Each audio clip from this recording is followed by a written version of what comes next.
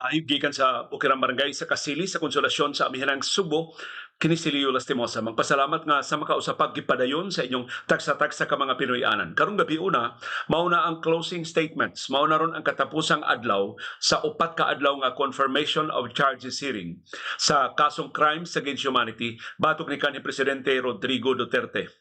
Hatagan og higayon ang depensa sa pagtakop sa ilang mga argumento.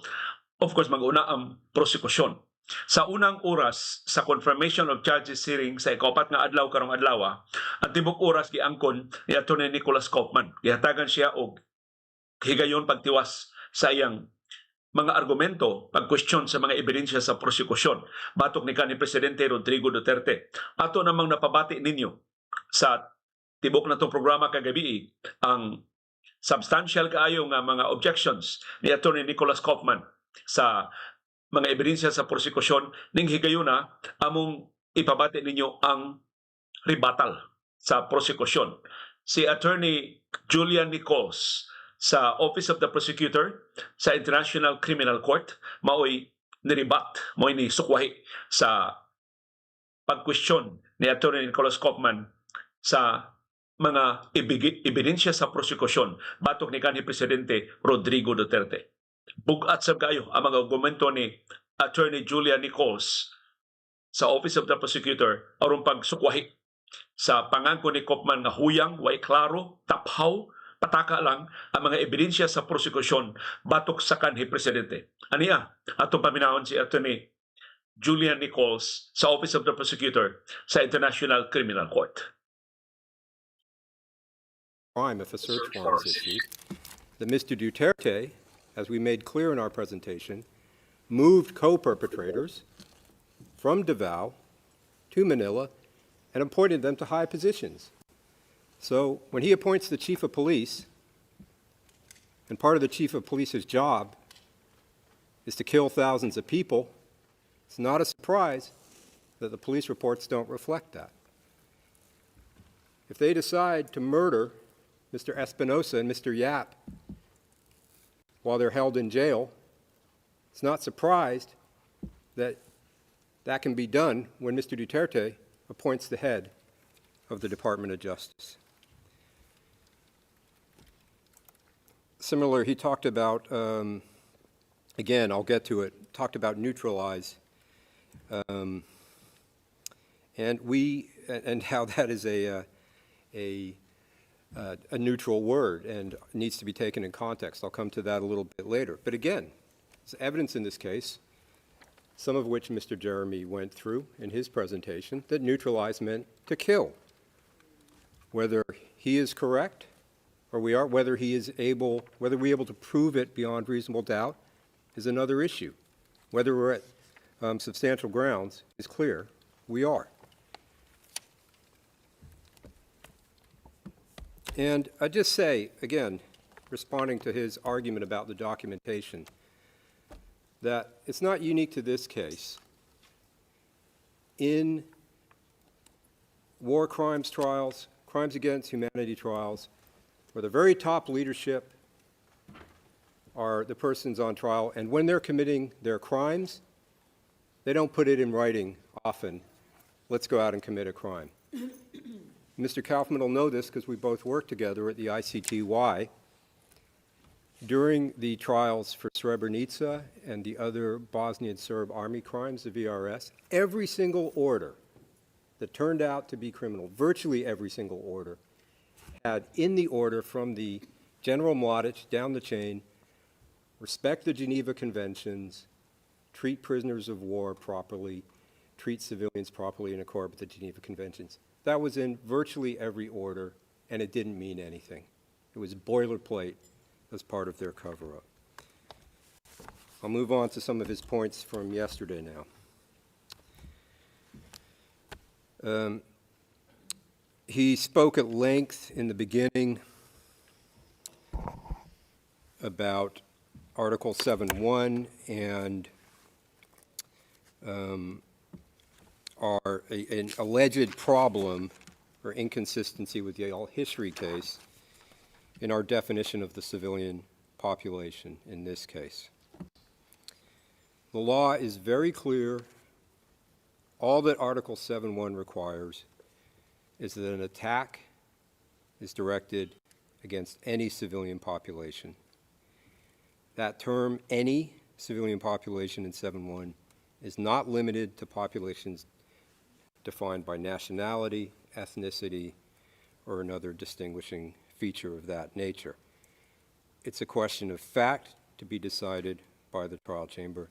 We have set this out, paragraphs 17 through 20 of our DCC. It is not particularly complicated. It is not blurry or ambiguous. We stated that alleged criminals in the Philippines are the civilian population, which are the object of the attack. That's a factual issue. So the position taken in the El Hishri case, which is different, obviously completely, factually to this case, is irrelevant. Second, the issue in El Hishri did not concern the definition of the civilian population. It was about the nexus requirement under Article 7 and whether it is necessary for victims of the underlying acts or crimes against humanity themselves to be members of the population. It was a different issue completely. And we have defined the population in this case. That just reminds me of what he said today at one point. Oh, well, these victims weren't necessarily related to drugs or the war on drugs. Read our brief. Read the DCC. It makes it clear that it's criminals, including drug dealers, drug pushers, drug users. The incident I went through, incident 3, in my presentation on Monday, I made it clear the victims there in Davao were alleged thieves. That is why they were murdered by Mr. Duterte. Very quickly, he complained or spoke about well,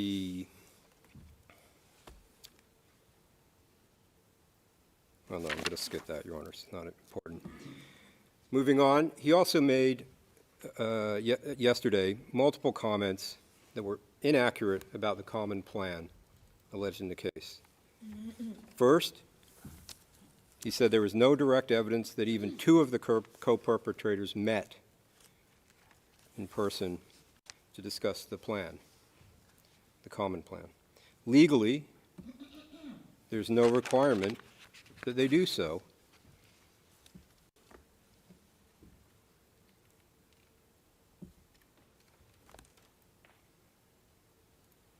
However, factually, what he stated was incorrect.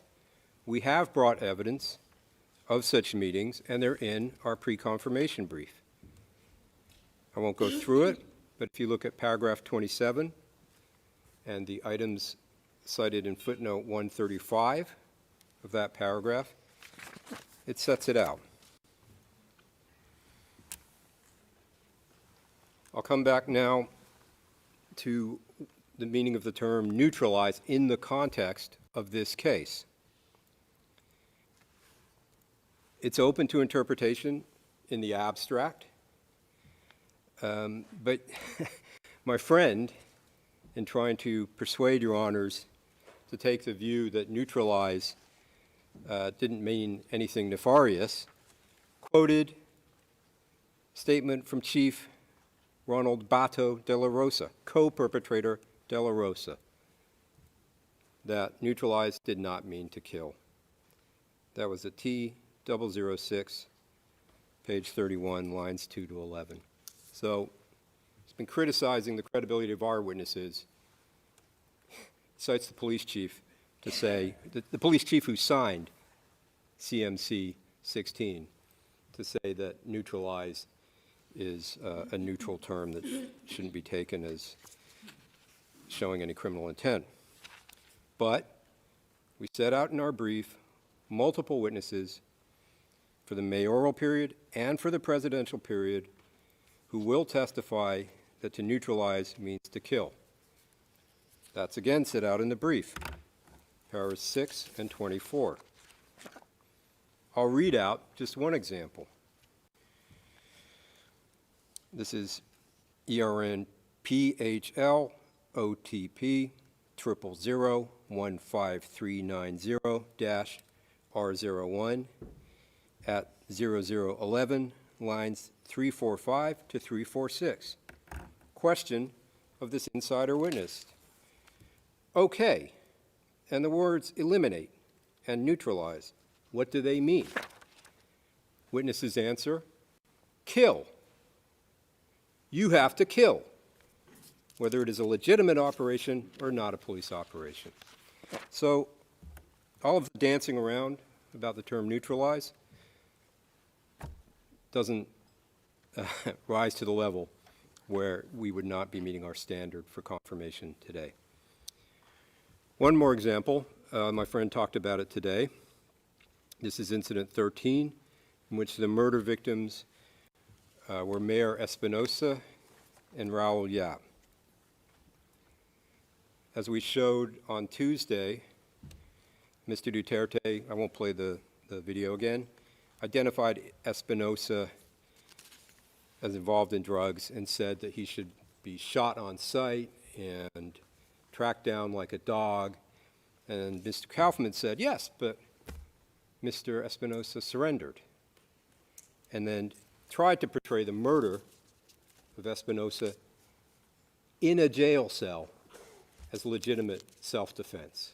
In a jail cell, there's a shootout. The telling point here, as we said on Tuesday, transcript 5, page 10, lines 9 to 10, in the PRRD list, it was brought up, I believe, in the presentation. These two victims of incident 13, they are noted as neutralized on the list, not on the day they are arrested, not on the day they go to jail. They're marked neutralized on the days they're killed. So they were neutralized at the time they were murdered, per Mr. Duterte's government at that time. As I said in my submissions on Monday, right from the beginning, we acknowledge throughout his speeches, Mr. Duterte and some of his co-perpetrators, I used the term allies on Monday, referred to shoot to kill and self-defense, and that they sprinkled in these references to due process and legality. The evidence shows, as I said, that was only to build a veneer of legality, to create an impression of legality, and to give his lawyers something to say when this day came. And that's exactly what has happened. Mr. Kaufman has gone through, repeated these, when he can, as some kind of mantra that supposedly exculpates his client. Does not. As I said, this is the lawyer, Duterte, trying to build in a defense in case he was ever held to account for his crimes. The facts can't be denied by these sprinklings. He ran a death squad in Davao that he created. He ran it for over 20 years before he became president. His promise was to kill thousands, and he did. So it doesn't matter how many times he tried to throw in a caveat. And again, as I said, this is not uncommon in crimes committed by powerful figures. They try to build in defense. One point Mr. Kaufman made yesterday, again, showing why this case is ready to go to trial and should not be dismissed. He refers to witnesses providing what he says is exculpatory evidence. He misstated these witnesses by saying they were OTP witnesses. They're not. We're not relying on them, but their statements are disclosed. We found these witnesses and interviewed them through the process that he portrays as somehow corrupt or biased or I don't know what. They provided exculpatory information, and we disclosed it. And that is somehow meant to say that this case should not go to confirmation?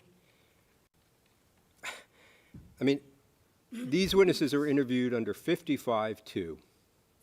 They're as suspects. is it really unusual that when you're interviewing somebody who was involved in the crimes, that they say, I didn't do it? Does that mean that this case should not go to trial? Again, we go to trial. He can call those witnesses. The trial judges will listen to his witnesses, listen to the OTP witnesses, and then decide if we've proven our case beyond reasonable doubt or not.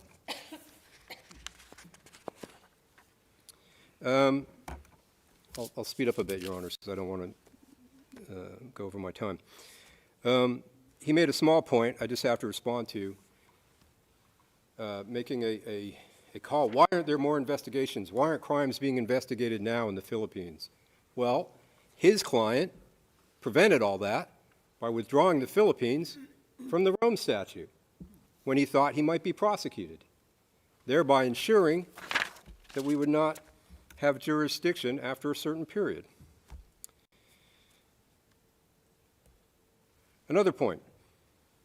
My friend is trying to kind of have it both ways on how Your Honors should treat Mr. Duterte's utterances, his speeches, his words. On day 1, T0004 at page 30, lines 18 to 19, my friend said, Duterte's word was his word and the people knew it, end quote. Yesterday, worried about his client's confessions, that's what they are, he said, quote, this is at T0006, page 7, lines 5 to 7, he said, quote, one cannot rely on anything coming out of Mr. Duterte's mouth. All right, that's good to know if he ever decides to testify, and for his representations on interim release, that you can't trust a word that comes out of his mouth. But beyond that, as I went through on Monday, 3 times under oath, Mr. Duterte said in committee hearings, I have a death squad. Is Mr. Kaufman saying that his client is a liar and a perjurer who has no problem lying under oath? Limited use statements. I won't go through all the, frankly, nonsense that we heard about limited use statements. What I want to make clear, he tried to create an impression which is just not true. Not one witness has been granted immunity in this case. None. There is no such thing as virtual immunity or whatever he called it. He said something similar today. It's standard practice to use these statements when interviewing suspects under 55-2 who have rights and they do not grant immunity. It just means a statement can't be used against that particular witness. And if they lie during those statements to us, to the OTP, then the agreement is void and they can be prosecuted. And his suggestion somehow that we should not interview the direct killers, Mr. Duterte's killers at the bottom of the pyramid, they shouldn't be interviewed, that's clinically insane from a prosecution point of view. And of course, some of those persons will get limited use statements if their lawyers request them. And finally, we're here in this court to prosecute the most responsible, and the most responsible is his client, former President Duterte, not the people on the ground who committed the killings. They are responsible, but they are not the most responsible. And unlike his client, the ones who have come forward have shown remorse for what they have done.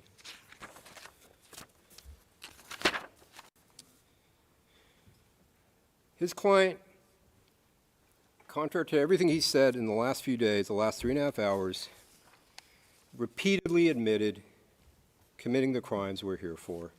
His killings of his own people, the Filipino people. We saw some of those in our presentations. I'm sorry, I missed one point. He said there was no linkage of the incidents to Mr. Duterte. He said, my friend, not one incident where the direct order came from Mr. Duterte for one of these incidents. Well, he should look at incident 1 of the ones we have charged. And I'm afraid I don't have my cite because I skipped around. But in that incident, the evidence shows that we have a witness who heard Mr. Duterte on the phone, who heard that the order came from Superman, his client's code name and nickname. Mr. Jeremy is helping me. It's at para 89 of our brief, Your Honors. So that was wrong. That is, I just wanted to reply, he said that several times. It's not true. Back to Mr. Duterte. He's proud of his killings. He wants to be remembered for them. Decades of murdering his own people, murdering the children of the Philippines. And he claims that he did it all for his country. He doesn't deny it. He says, as I said early on, it's a necessary evil. It's for the greater good. Doesn't matter how many kids I have to kill. I'll clean up the Philippines. Now, I want to play a clip, Your Honors, if we can do that, James. This is, you'll see the beginning. I played just a few seconds of it. I'm going to play more of it now, about 2.5 minutes.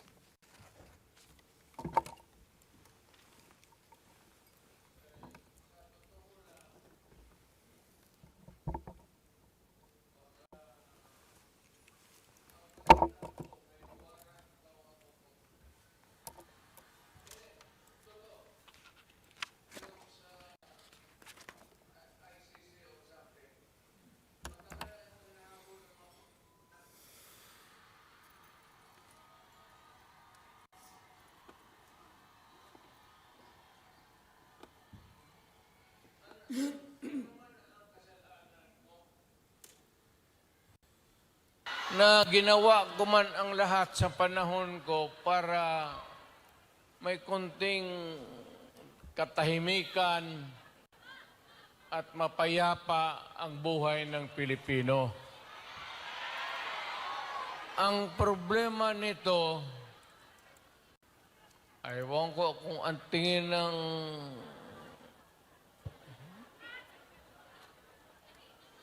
ako'y raw yung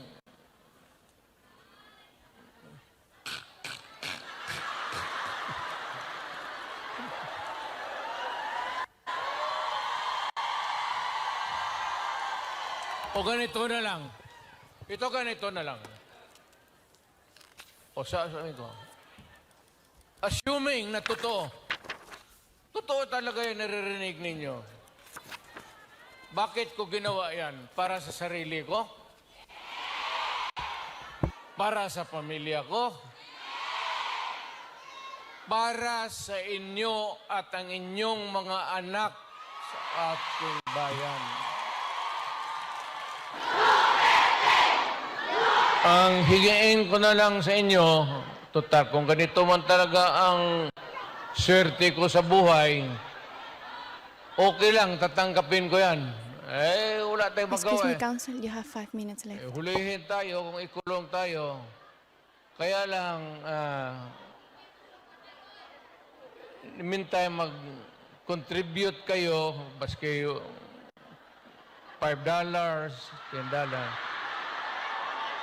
para paglabas ko sa prisuhan, paggawaan ninyo akong monumento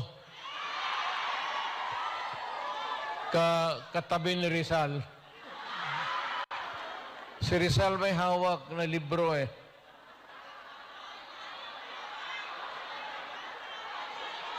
Akin.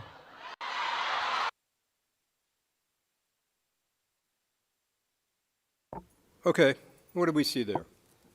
This is essentially Mr. Duterte's farewell speech. It was made on 9 March last year, 3 days before, as he says, he was apprehended. He was not going to surrender, apprehended and surrendered to The Hague. What did we see there? First, I won't repeat it, shows total, utter contempt for this court.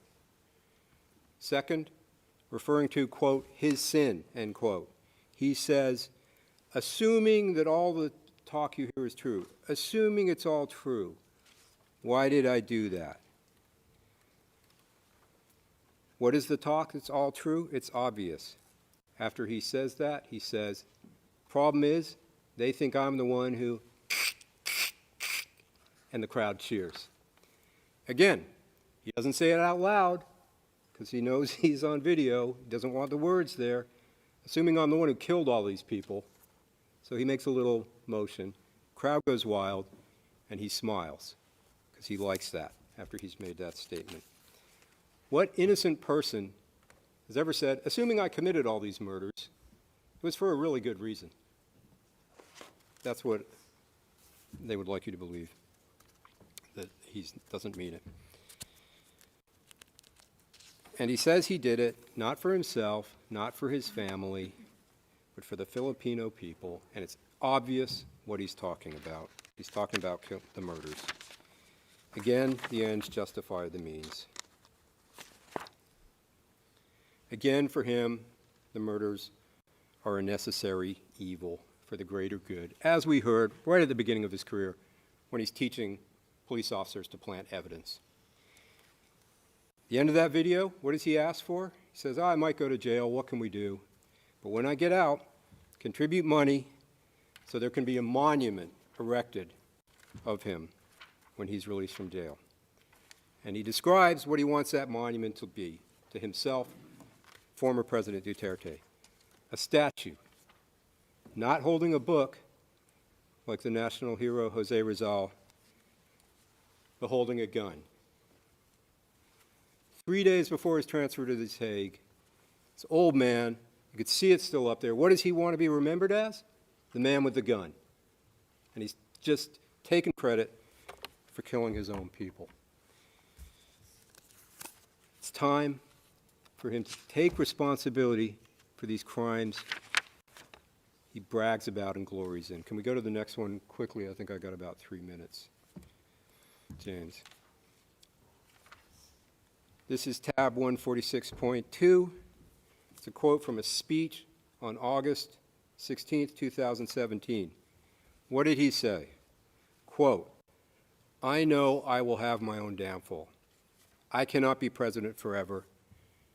I know that they will demand to answer for all this dead. End quote. And he was right when he spoke those words. He must answer for the dead. The victims demand it, justice demands it, and for purposes of confirmation, the evidence demands it. We have proven it to the level for this to be bound over for trial. We ask you to do that, Your Honors. Thank you. Mauto si Attorney Merci beaucoup, Monsieur Nick. Thank you very Nichols. much, Mr. Nichols. We will now go to the closing statements of the common legal representatives of victims. You have up to 12:30. Va présenter les arguments en conclusion de cette audience. Maître Andres will present the closing statements. George Motok, you have the floor, Mr. Andres. Your Honors, good noon. In our closing statement, the common legal representative for victims will first rebut the defense submissions. Then we will provide the larger context why the confirmation of the charges against Mr. Rodrigo Roa Duterte is vital for the victims, especially in relation to their communities and the Filipino nation. Your Honors, listening to the defense submissions on the merits yesterday and today was to me like listening to the parable of the elephant, wherein they want us to see only the parts of the elephant: the trunk, the tusk, the ears, the head, but not the whole of the elephant. We must look at the whole context. Madam President and Your Honors, it's also my duty as the common legal representative for victims to express the views and concerns of the victims. As they're watching these proceedings, they have stated, and when they heard the defense effectively submitting that the chamber should ignore the systematicity and the widespread nature of the attack, it's like their murdered loved ones are being murdered again. Having conveyed that as my duty, we will address the defense submissions in seriatim with 10 rebuttals. First, on Mr. Rodrigo Duterte's speech, defense argued yesterday that, and I quote, relying on the former president's speeches as a means of proving criminal intent is impossible. I am quoting the transcript of yesterday at page 4, lines 5 to 6. But the victims convey that the Philippine context is vital in knowing and understanding the criminal intent and impact of Mr. Duterte's speeches. Under the Philippine Constitution, the executive power shall be vested in the President of the Philippines. Whatever the President publicly states is policy. And in the Philippine cultural context, when there is strong respect for those in government positions, especially the President, as head of state and as head of government, the words of the President is to be obeyed, no matter what. Especially for Mr. Duterte, he has portrayed himself as a man of his word. The defense even emphasized, and the prosecution also referred to this, last Monday that, and I quote the defense, for President Rudy, his word was his word, and the people knew it. End of quote. And that's the transcript of Monday, page 30, lines 18 to 19. The defense even stated that, and I quote, Rodrigo Duterte was and will always remain a unique phenomenon. End of quote. Referring to the transcript last Monday at page 30, line 14. Mr. Duterte was and is indeed a unique phenomenon in the public and vulgar way in which he used his words to dehumanize the victims of his anti-drug campaign, to excuse their murder, to shape the Filipino psyche to his murderous rhetoric, and to predispose the government agencies under his presidency to follow his words as presidential policy and as orders. And the records show that every time Mr. Duterte exhorts the killing, the murders of alleged drug users, people are murdered all over the Philippines. To our second rebuttal, we rebut the defense legal theory in its Thursday submissions vis-a-vis count 1, which contains 9 incidents of murder during the mayoral period of the suspect. The defense argues concerning count 1 that this is allegedly, and I quote, hardly widespread. And I'm quoting the transcript of 26 February 2026 at page 6, line 23. We strongly disagree. Widespread refers to the scale of the attack. Courts and commentators interpret it through several indicators, such as the large number of victims, the killings, the deportations, rapes, or other acts affecting many people. Geographical spread, wherein the violence occurs across multiple towns, regions, or a broad area.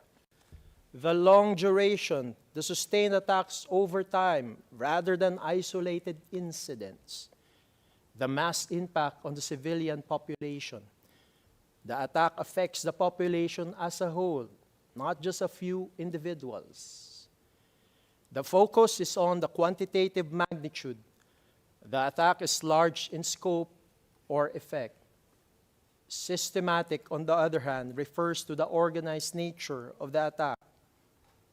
It is about how the violence is carried out, where there is pattern or methodical plan, repeated similar acts showing coordination, organizational policy or approval, wherein there's the involvement of the state or organizational structures, use of resources, logistics, weapons, or personnel deployed in an organized way. Regularity in pattern, not random or spontaneous, but structured. This is a qualitative criterion the attack is carried out according to a plan, policy, or organized pattern. In the Nataganda case, the trial chamber has held in 2019 that, and I quote, the assessment of whether the attack is widespread is neither exclusively quantitative nor geographical, but must be carried out on the basis of all the relevant facts of the case. End of quote. In fact, in Nataganda, the trial chamber once again emphasized that, and I quote, the term systematic reflects the organized nature of the acts of violence and the improbability of their random occurrence.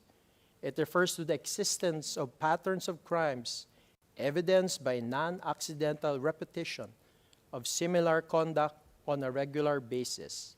End of quote. In reviewing the evidence in the record of this case, the only reasonable conclusion is that the attack against the specific group within the civilian population, individuals perceived as linked to drug crimes, was widespread and systematic. Contrary to the statistics shown by the defense, there is ample evidence about the high number of murders in this case. Third, on the death rate. Based on the 2019 trial chamber judgment on Nataganda, there is no requisite death rate in order to prove crimes against humanity for murder. Fourth, we rebut the defense legal theory in its Thursday submissions, which refer to the chapeau elements of Article 7 of the statute. The defense argues, inter alia, that allegedly, and I quote, this policy did not and could not constitute an attack directed against a clearly definable civilian population. End of quote. And I'm referring to the transcript of yesterday at page 10, lines 16 to 17. We disagree. Since the chapeau elements of Article 7 of the statute provides for, and I quote, widespread or systematic attack directed against any civilian population. End of quote. As the element of crimes provide, and I quote, attack directed against a civilian population in this context, elements is understood to mean a course of conduct involving the multiple commission of acts referred to in Article 7, Paragraph 1 of the statute against any civilian population, pursuant to or in furtherance of a state or organizational policy to commit such attack. End of quote. It is also essential to note that on the targeting of a specific category of civilian population, the pretrial chamber has held in the situation in the Republic of Kenya that, and I quote, the chamber takes into account the information relevant to the status of the victims, their ethnic or political affiliation, as well as the methods used during the attacks. End of quote. The same pretrial chamber in the situation in the Republic of Kenya further held that, and I quote, the issue of whether an act was committed as part of a widespread or systematic attack needs to be analyzed on a case-by-case basis with regard to each particular act. End of quote. Applying this legal principle to the case at hand, we have argued that the evidence on the record unequivocally shows individuals targeted by Mr. Duterte's anti-drug campaign overwhelmingly came from impoverished communities where social mobility is limited and opportunities are scarce. The same type of people in the same type of communities using the same modus operandi were targeted by Mr. Duterte's anti-drug campaign. People from the vulnerable communities, the poor and marginalized, especially in urban, informal settlements marked by high levels of poverty. Thus, we have shown last Tuesday, Your Honors, that Mr. Duterte's anti-drug campaign was really a war against the poor. Consequently, the document containing the charges was not, and I quote, muddled, end of quote, as argued by the defense in the transcript of yesterday at page 8, line 8. Rather, consistent with the chapeau element under Article 7 of the statute, the DCC in paragraph 17 refers to the, and I quote, widespread and systematic attack against the civilian population in the Philippines, end of quote, referring to paragraph 17 in the DCC. While the DCC in paragraph 20 specifies that this attack was against, and I quote, alleged criminals in the Philippines who were perceived or alleged to be involved in drug-related, including production, sale, and use, and other crimes such as theft and murder, end of quote, referring to paragraph 20 of the DCC. The latter, in paragraph 20, is merely a subset of the former in paragraph 17 of the DCC. Again, this framing in paragraph 20 of the DCC is synonymous with the framing in the situation in the Republic of Kenya, wherein police violence targeted perceived gang members. Fifth, the defense yesterday referred to Philippine Supreme Court issuances. And I quote, the defense inter alia referred to, and I quote, Supreme Court of the Philippines in petitions challenging aspects of the anti-drug campaign, end of quote, referring to transcript of yesterday at page 26, lines 10 to 11. Madam President, Your Honors, I and Attorney Buturian are familiar with these petitions referred to by the defense because we were actually the petitioners' counsels in those petitions. And we actually argued before the Philippine Supreme Court last 2017 on this issue. Nevertheless, the defense critiqued the prosecution's manner of using the quote, Duterte's administration's year-end report for 2017, referring to PHL OTP 0003-3355 or tab 139 for the defense.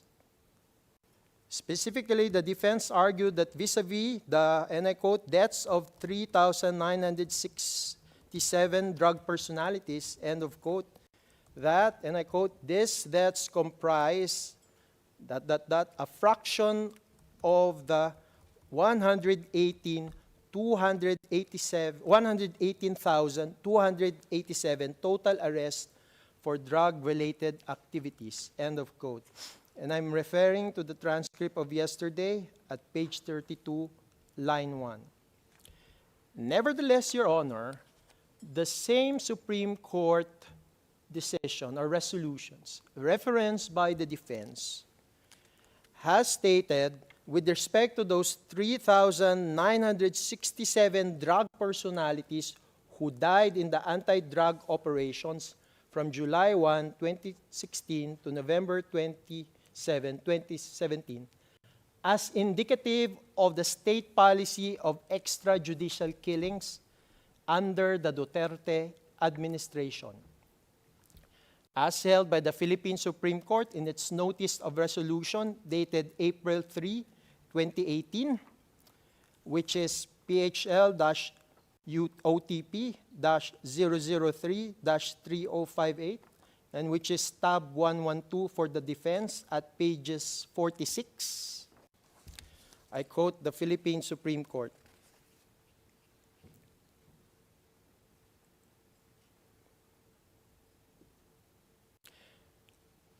Aside from the OSG's submissions in the present cases, we take judicial notice of the Duterte administration's 2017 year-end report, where deaths in cases related to illegal drugs and the internal cleansing conducted within the Philippine National Police are touted as accomplishments. And Your Honor, the next sentence is emphasized in the original resolution.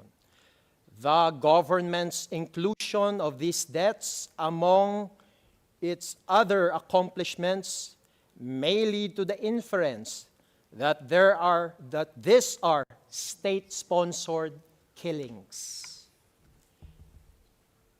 In the section Fighting Illegal Drugs and subsection Real Numbers, we find the following figures. And Your Honor, I will just quote the one that was in emphasis in the resolution. 3,967 drug personalities who died in anti-drug operations from July 1, 2016 to November 27, 2017, as well as 16,355 homicide cases under investigation from July 1, 2016 to September 27, 2017. 6. The defense referenced, again, the same Philippine Supreme Court resolution. But that same resolution held that nothing else to substantiate the OSG's claim of legitimate police operations. And I quote that specific portion in the Philippine Supreme Court's Notice of Resolution dated April 3, 2018, which is tab 112 for the defense at page 47. The Supreme Court held that, and I quote, apart from these numbers and their bare allegations, there is nothing else to substantiate the OSG's claim of legitimate police operations. The lack of any submission of the required information and documents leads this court to believe that there is no basis to the OSG's claim. It is Hornbook doctrine that bare allegations unsubstantiated by evidence are not equivalent to proof, i.e., mere allegations are not evidence. End of quote. 7th, Your Honor. Again, in reference to the same Supreme Court resolution referenced by the defense, the Supreme Court also held there that the PNP cannot claim presumption of regularity on deaths occurring during police operations. Your Honor, I will quote that specific portion of the Notice of Resolution dated April 3, 2018, which is tab 112 for the defense at pages 47 to 48. The Supreme Court held, and I quote, the PNP cannot claim the presumption of regularity in official functions because deaths are not supposed to occur during any of their operations. The presumption of regularity in the performance of official duty must be seen in the context of an existing rule of law or statute authorizing the performance of an act or duty or prescribing a procedure in the performance thereof. The presumption also cannot prevail over positive averments concerning violation of the constitutional rights of the accused. And Your Honor, in the next paragraph, all of it is being emphasized in the original. And I quote the emphasized portions.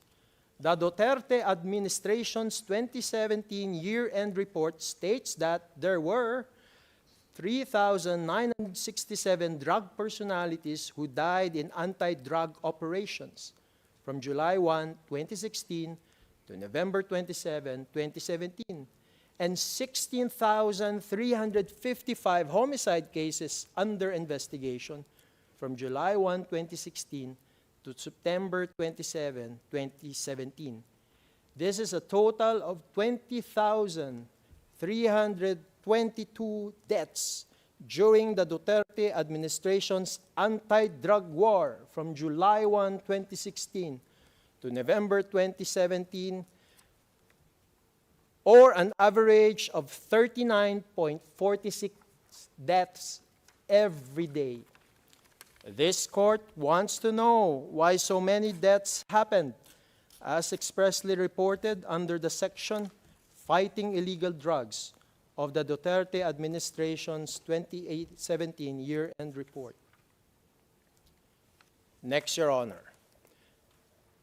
The Philippine Constitution provides for the right of life in Article 3.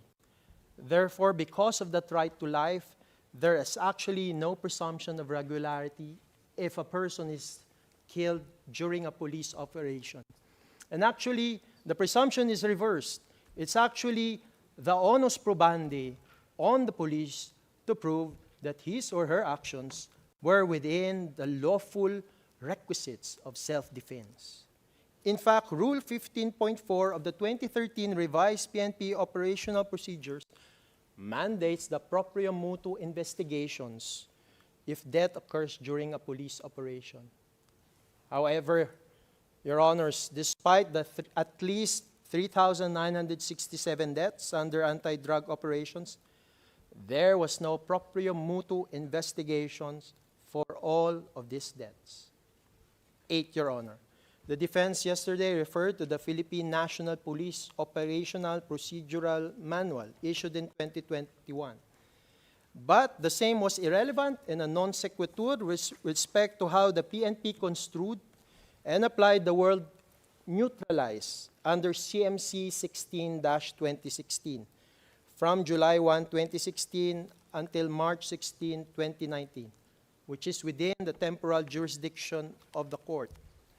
The defense recognizes that the same Philippine National Police Operation Procedural Manual was published in 2021, specifically in September 2021. And it was already after the temporal jurisdiction of this court. Hence, it's irrelevant with respect to this case. 9th, the defense asserted that purportedly the Duterte's administration is, and I quote, intolerant for rotten apple police officers, end of quote. That's in the transcript of yesterday at page 32, line 20 to 21. This is not true, Your Honors. Mr. Duterte's administration has not criminally prosecuted the police officers responsible for the government-recognized deaths of at least 3,967 drug personalities who died in anti-drug operations from July 1, 2016 to November 27, 2017.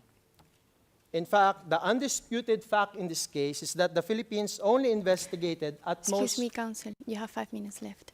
at most 302 cases. And I refer to the February 27, January 26, 2023 decision of this chamber on the authorization pursuant to Article 18, Paragraph 2 of the statute to resume the investigation. The court here, the chamber has held, the chamber observes that at the time of the prosecution's request, the DOJ panel had referred to the NBI for investigation in case build-up 302 cases consisting of 52 PNP IAS cases, the non-laban cases, and 250 NPS cases. And in paragraph 39, from the information before the chamber, it therefore appears that the DOJ panel review does not amount to relevant investigations within the meaning of Articles 17 and 18 of the statute. Moreover, the number of cases reviewed by the DOJ panel, namely 302, is very low when compared with the estimated number of killings that allegedly occurred in the context of war on drugs operations. Res ipsa loquitur. Mr. Duterte's administration has not criminally prosecuted the police officers responsible for these deaths. Last, Your Honor. The defense erred when it conflated Ms. Paulina Macida's statement that Rodrigo Duterte failed to prevent or punish with the theory that the prosecution has not charged command responsibility under Article 28. Ms. Macida's comment on the fact that Mr. Duterte did not take steps to investigate and prosecute was pronounced in the context of her submissions on the fact that encouragement of killings through public statements by Mr. Duterte sent a clear message that those responsible need not fear accountability and can act with impunity. Said comment cannot be extrapolated from that context, as the defense did yesterday. We do not suggest that Mr. Duterte should be liable under Article 28 of the statute.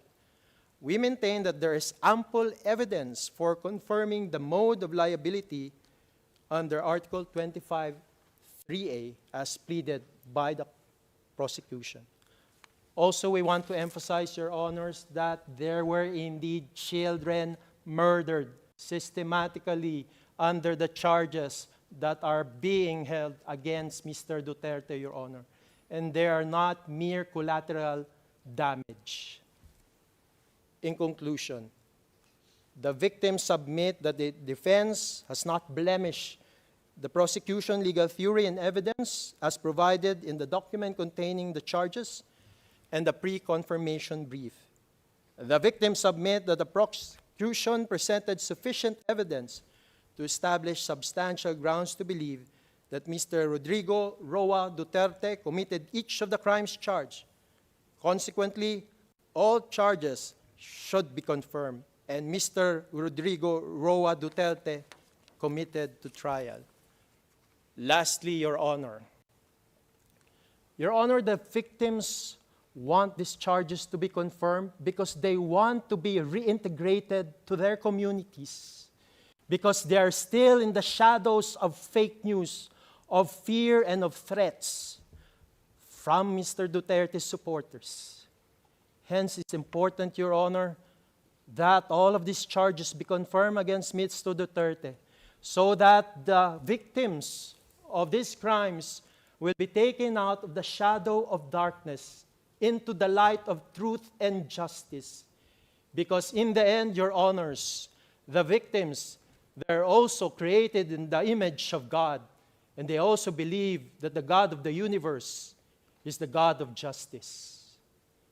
Madam President, Your Honors, thank you for your kind attention. This ends the presentation, the closing statement of the Common Legal Representative for Victims. May it please the Chamber. Judge Motok. Thank you very much, Mr. Andres. We will now take our break and resume with the final submissions of the defense at 1400 hours. The hearing is suspended. So, mauto ang pagtapos sa rebuttal sa mga abogado sa mga biktima, si Attorney Gilbert Andres, ug ingon man sa prosecutor sa International Criminal Court nga si Attorney Julian Nichols. So, nabutakta na maayo kay pagkatubag ang mga punto ni Attorney Nicholas Kaufman, ang abogado ni kanhi Presidente Rodrigo Duterte. Pagkadungod itong Kaufman gabi, murag takilid ang prosekusyon, pero may kayong pag-explicar ni Attorney Nichols para sa Office of the Prosecutor o ni Attorney Gilbert Andres para sa mga tagtungod sa mga biktima sa extrajudicial killings, ang nature sa mga ebidensya, ang kalig-on sa mga pasangil batok ni kanhi Presidente Rodrigo Duterte ug ang kataphaw sa pag-refute sa depensa gipanguluhan ni Attorney Nicholas Kaufman. Nawa na tayo panahon para sa closing statements nga mosunod human sa 30-minute break, pero amo nang padangat ninyo ang highlights ugma sa atong baruganan.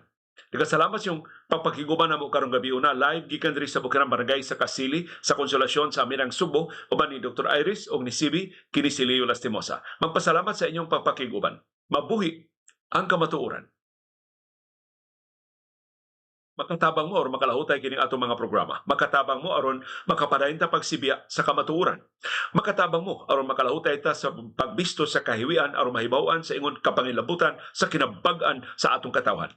Makatabang mo pinagi sa atong BPI account. Makatabang sa mo pinagi sa atong GCash account. Makatabang pagin mo pinagi sa atong PayPal account nga nasa crawler sa ubos sa atong screen. Daghang salamat sa inyong pagsuporta.